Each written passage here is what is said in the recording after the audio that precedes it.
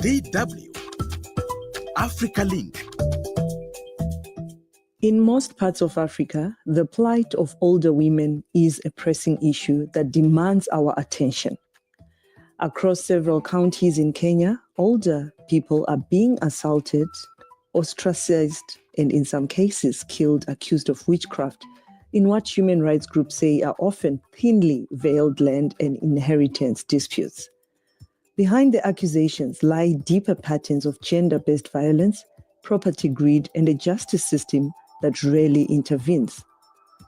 With families complicit and communities silent, most women are left unprotected, stripped not only of land and dignity, but often of life itself. In this episode, we investigate the resurgence of witchcraft allegations as a weapon of dispossession and ask, why is age becoming a curse for elderly people in Kenya? That's what's coming up. Stay tuned.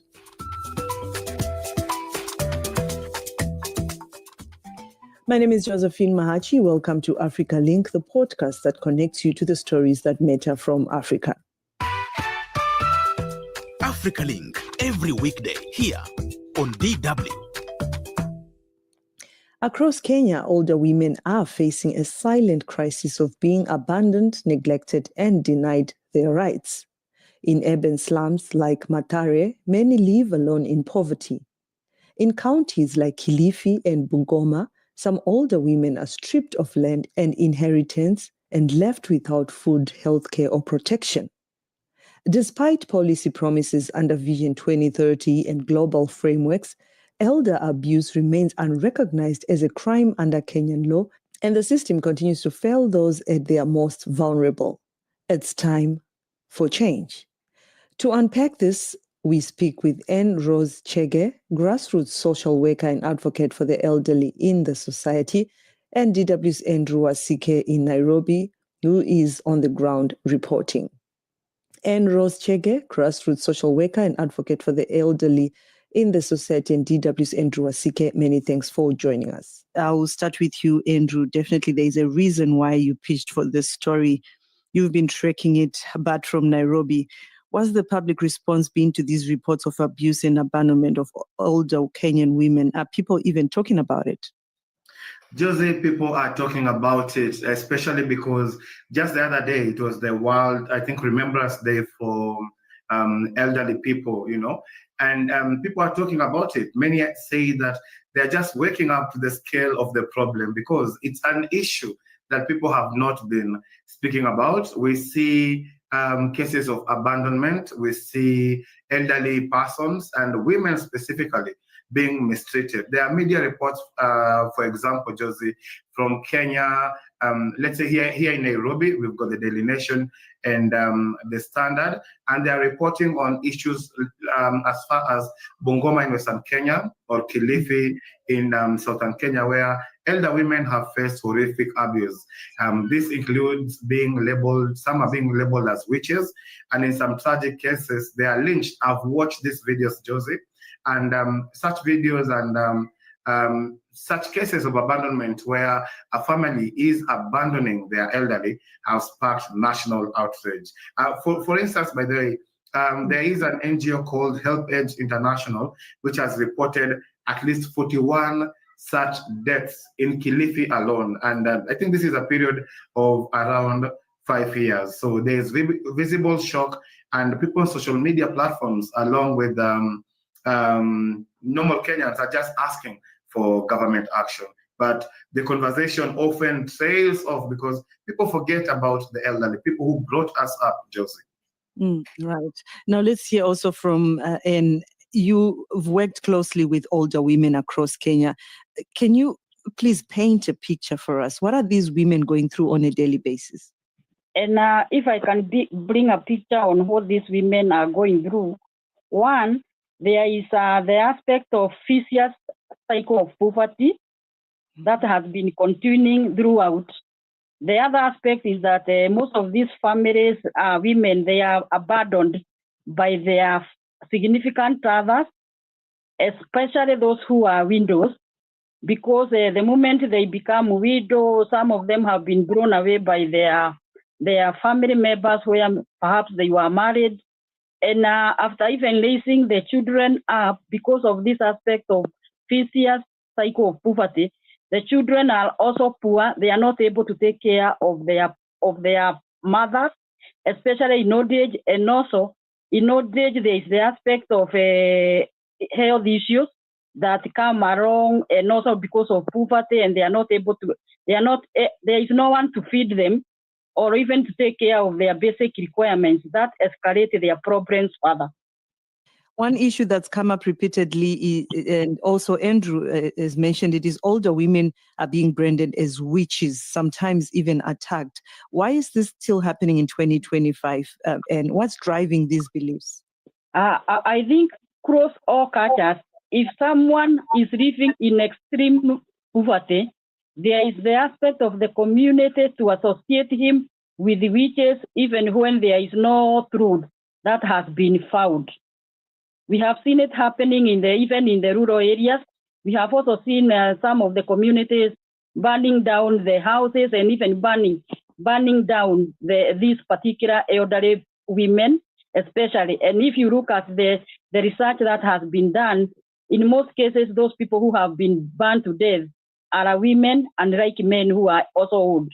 And I see that diseases or sicknesses like dementia, Alzheimer, how when an elderly person start losing their memory, forgetting things, calling themselves, maybe they're 12 years old, maybe they're around 70 something years, is something that also I've seen a lot of African communities, not just Kenya, other African countries are finding it hard to understand and to accept. Do you also feel this could be one of the reasons, Anne?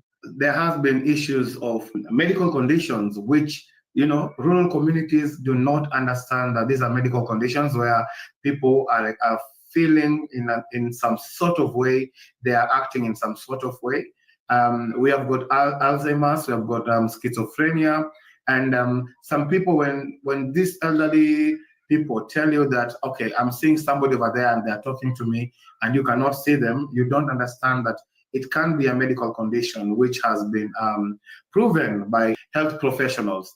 So it has been an issue that can be linked to this, but then the people in the community, the people in rural areas, they don't know about this, or maybe they don't want to know about this. So they just label that person as, being involved in witchcraft or something of the sort. Andrew, from a journalistic point of view, why do you think this issue has remained so underreported? Could it be maybe it's a culture of silence, media priorities, or something else that we're not aware of?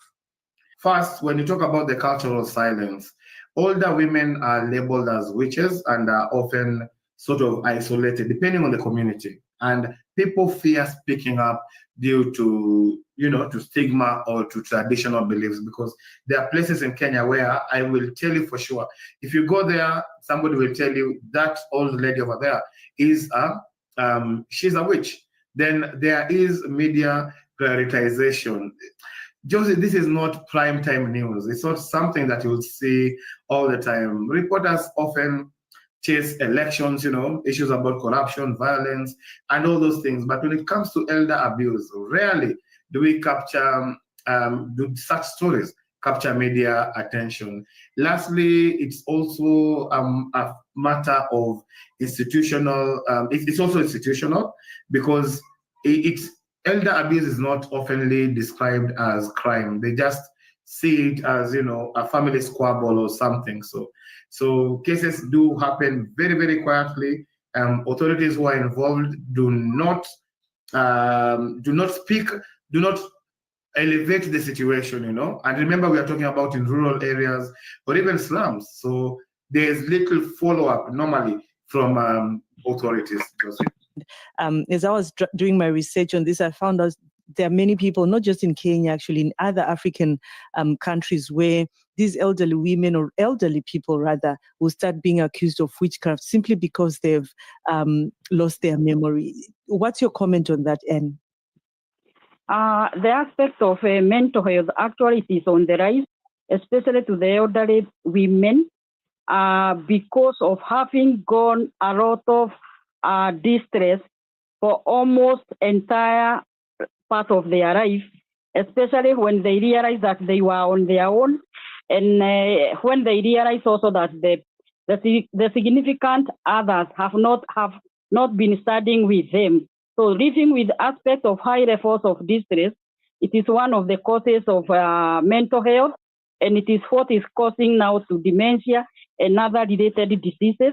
But if there would be people, or if there would be significant family members who can be able to work with these people in old age, I think even the reduction of the issue of mental health can also reduce in a big way. And here we talked about issues to do with underreports also when it comes to journalism, which is something that we, Andrew and I as journalists, both agree needs to improve. But are there any other support systems and on the ground? Let's talk about government, police, community that are also stepping in to protect these women, or are they on their own? In most cases, yes and no, because the only time maybe the government and the police would come in is when there is the cases of sexual and gender-based violence, because on and off we have had cases of elderly women being defiled, and it is only at that time I would say that the police and the government are coming in to intervene because of the aspect of arrest and other things. But if there are no cases of sexual and gender-based violence, in most cases these people are left on their own, not unless there is an organization, or maybe there are people in a church setup, or maybe an organized group within the community that are really taking care of them. For example, I have found myself soliciting for food, clothing to help these elderly people, and listening to their stories. Most of them would tell them that they feel abandoned, and trying to interrogate them of why they cannot go back to their rural areas. They would say that they would no one to even to support them, and considering now their age, they cannot be able to go back there, because most cases, in order for them to feed themselves, they will be doing manual work which their body cannot allow. Now, Andrew, also just from what Anne is saying here, like when we look at continents like Europe, I'm sure even America and other developed nations, there's always this issue to do with pension. But I'm just wondering also, you mentioned Kenya's aging population. With little in the way of pensions or healthcare access, what future are we really offering these women? Is the pension system still existing in Kenya? Quite an interesting question, Josie. Quite an interesting question. I would say, based on what I've read, based on the reports I've seen, the future looks bleak if nothing changes for elderly women and just the elderly in the community. Let me break it down to you, Josie. Currently, according to NCPD, that is the National Council for Population and Development in Kenya, we have around 3.2 million Kenyans who are aged between 60 and above. 3.2 million. This is about, I think, 6, 7, 8%. I am not sure about the percentage. And remember, all of this, more than half of them live in poverty. So when you asked about the pension, yes, we do have things like the Inua Jamii Senior Citizen Scheme, which President Ruto came up with, and it's a pension coverage which is limited to formal sector retirees, and it is small in value. Yes, we have got the pension, but it does not cover things like healthcare, and there are many elderly women and caregivers who they live without their families, so such an amount of money can just be used only for food, but for such an age, age is health is an issue. So I will say that without urgent investment, let's say in countries like Kenya, in Uganda, in Tanzania, and across Africa, healthcare access and legal protections have to be featured into such pension schemes. It's not just about eating. If somebody harasses me today, you know, I can tell them I've got legal protection. If I get ill tomorrow, I need healthcare access. So yes, we have got some pension schemes, but Josie, I don't think they are doing much. Mm-hmm. Now, Anne, let's talk about the caregiving, like Andrew just talked about right now. We're talking of poverty and care here. Many of these women are actually giving care, caring for themselves and also raising grandchildren or disabled family members. I know that even when I was growing up, many young girls would fall pregnant and then those, just send her to the grandmother there in the village. She'll take care of her. That's the grandchild and the great-grandchild. How is that affecting their well-being? Yes, the aspect of their daughters and maybe their grandchildren taking their children back home for them to be taken care by these particular elderly mothers. Actually, it is escalating their mental health, because these elderly mothers, they have lost hope. They are not doing well financially. There is no one to take care of. Even these particular daughters and granddaughters who are taking back the children back at home, they are also not doing very well from wherever they live. So they don't have any support that they are taking back home in order for these elderly mothers to continue taking care of their children and grandchildren.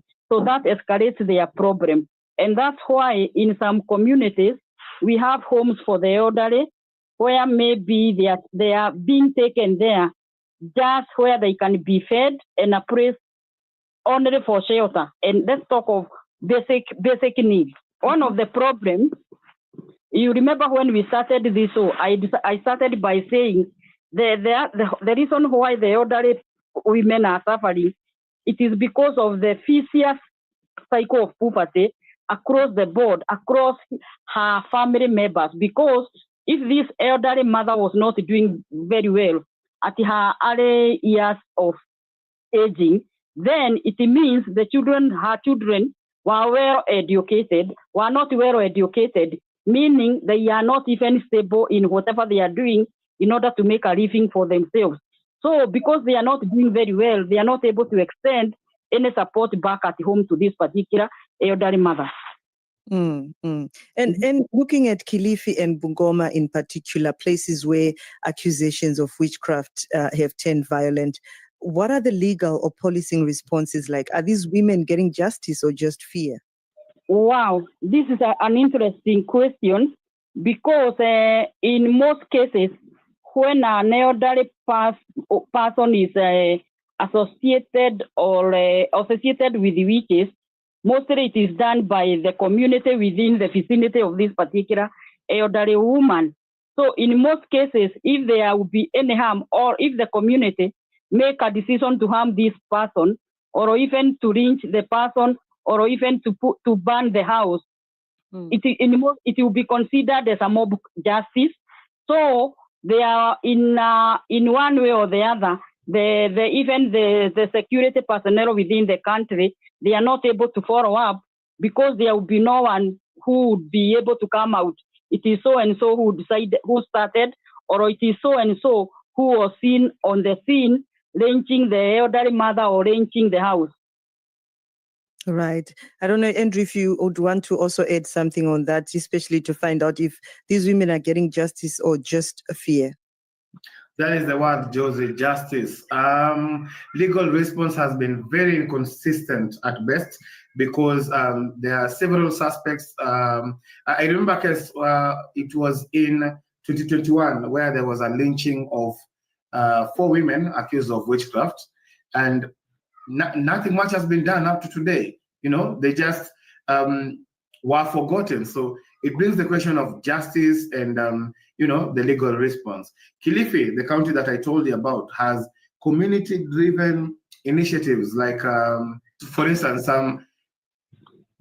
they call it a witch finder. I don't know if it makes sense to our listeners, but it's sort of like a witch finder thing, which makes no sense, but then it does protect those people who are being labeled as, as witches, So I think that what communities like in Kilifi, Mugoma lack is that thing which is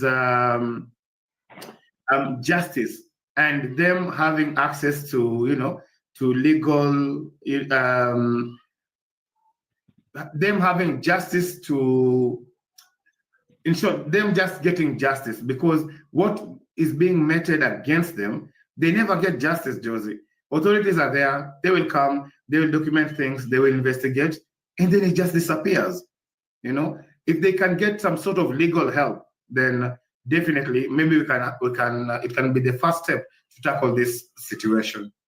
Right. Now, as we wrap up our discussion, still, Andrew, you have the mic. You've said before that elder care shouldn't be a charity case. What does long-term justice for these women look like in your view? What should the government and society, talking of also the non-governmental organizations, be doing differently? I feel like we need to track legislations on elder abuse and property rights, because most of these, be it cases of abandonment, be it cases of violence meted against elderly women and just the elderly in the society, it comes from lack of having proper laws. So here I'm looking at the parliament. Kenya has got the National Policy on Older Persons, 2009. I think such laws need to be amended so that it includes things like social protection goals and healthcare access. But implementation, I would say, is very, very weak, because, Josie, like I told you, this is not the kind of news that we cover every single day. People are not interested in something that we can talk about in one day, and then they'll just forget about them, So I would say that we need to complement efforts that NGOs are doing right now. There is momentum which is building, but it needs legal weight. It needs funding, and as it is a societal problem. So we need a societal commitment to make sure there is real difference. Right. And as we wrap up our discussion, I just want to find out from you also, what's next? What can we do next? We've got awareness rising, but are there any signs of real policy momentum to protect and support these elderly people? Are we still stuck in crisis mode? I think the best that can be done, because we don't have to, the government doesn't have to be involved to do everything for every person who is in this life. But I think the society, we need to empower the society. We need to empower the church. We need to empower everyone who has a breath to have a consideration of the people who are aging within his or her vicinity.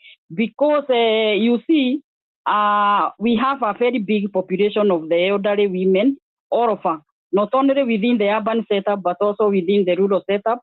So the best that can be done from my side is to come up with a mechanism where the community can be empowered, where people can form groups even within the church setup, and also even the corporate and the big companies, where maybe the CSR can be extended to the elderly people. It may not make a very big difference, but at least it will save a life.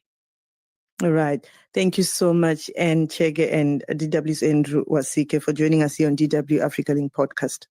At the Africa Link podcast, we always look across the continent to see how the stories we are discussing play out or at times even overlap. Unlike Kenya, the government in neighboring Uganda supports older women through a combination of government programs and non-governmental initiatives aimed at improving their well-being, economic independence, and access to essential services. This model of support offers hope for change. Can Kenya borrow a leaf from its neighbor? We all wait and see. That's it for this edition of Africa Link. Remember, you are not just a listener, but a vital part of our community.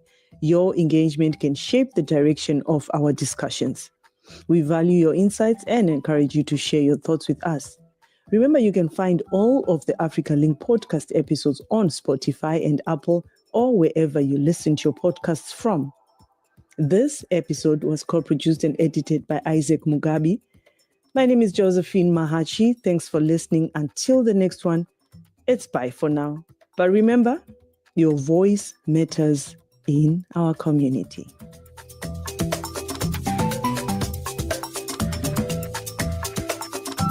DW, made for minds.